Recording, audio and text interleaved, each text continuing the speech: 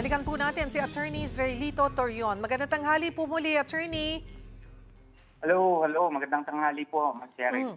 At yun nga po, no, Attorney Torion, so nagkaroon na po ba kayo ng pagkakataon na makaharap po ang mga magulang po? At kamusta po sila? Well, many times po, kahapon we had time talaga to talk and in grief pa po yung mother talaga. But somehow nakapag-usap sila ng mga kasama niyang mga atleta ng kanyang anak kagabi, no? And we were also able to talk to the NBI and the CIDG likewise yesterday and the representatives, no? Napakabait po yung head po ng CHED, PSC, Philippine Sports Commission, at saka nandun din si, sino nga ba yung partner, Jimmy? Si Yusek Malcolm, si Chairman Gregorio. Ayun, si Yusek Malcolm and Chairman Gregorio. Kasama ko rin si Atty. Jimmy Bondoc during the meetings. And they are still grieving po, Ma'am Cheryl. Sasagawa na po ng mas malalim na investigasyon ng mga ahensya ng pamahalaan dito sa insidente ng pagkalunod. Ano po yung pinaka-binabantayan nyo rito, Attorney Torion?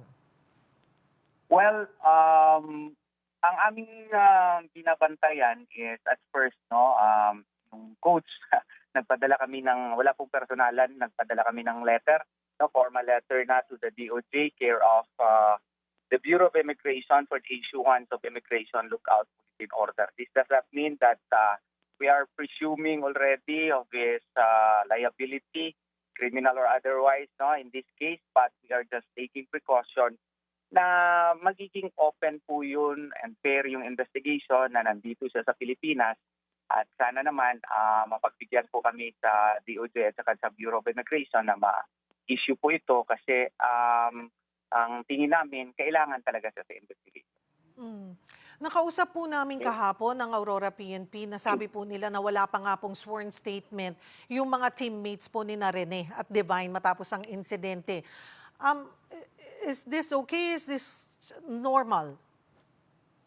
Well, I really do not know as to how they conduct the standard operating procedure, but I would have presumed na before nila sana pinakawalan yung mga nirelease yung mga bata, kinuna na sana ng statement. That is why we really felt bad, no, as to the very premature declaration na aksidente daw yung nangyari.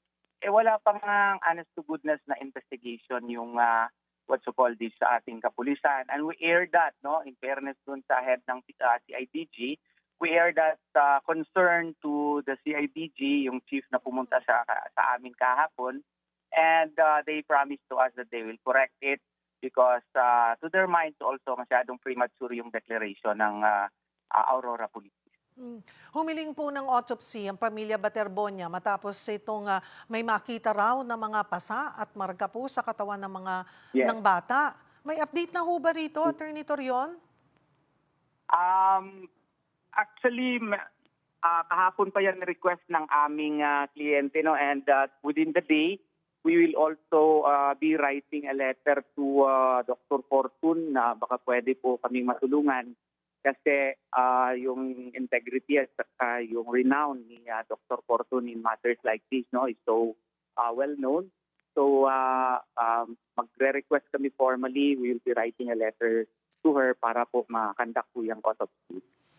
Bagaman sinabi na po ng mga pulis na walang ginamit na ankle weights sa training, at mayroon din pong mga may video na rin pong lumabas nung sila po ay nasa jeep, ay wala rin naman nakitang mga weights po sa kanilang ankle. Ito pa rin po ba ang pinaniniwalaan ng pamilya Baterbonia dahil nga may mga nakita silang pasa sa katawan ni Rene? Well, nandun yung mga associates ko, no, may mga videos kami sa kanyang cadaver, no. We confirm ko yan na may mga pasa talaga, may mga so ang ginawa namin para hindi speculative, that is the reason, one of the reasons why we are requesting for an autopsy. And just like what I told you, we will be writing a formal letter to Dr. Fortun na baka pwede po matulungan kami para ma-establish po scientifically and forensically kung whether or not there was indeed yung mga allegations na yun. Kung wala, di wala. Sa punto pong ito, sa mga detalyeng mayroon po kayo, yung mga naririnig din po sa mga balita, sino po, mayroon na po ba kayong initial na tingin nyo meron talagang mananagot po dito sa nangyari? Very early pa po, no? Very early pa po. We are relying on the investigations being conducted by the police, and we are also conducting our own independent fact gathering, no?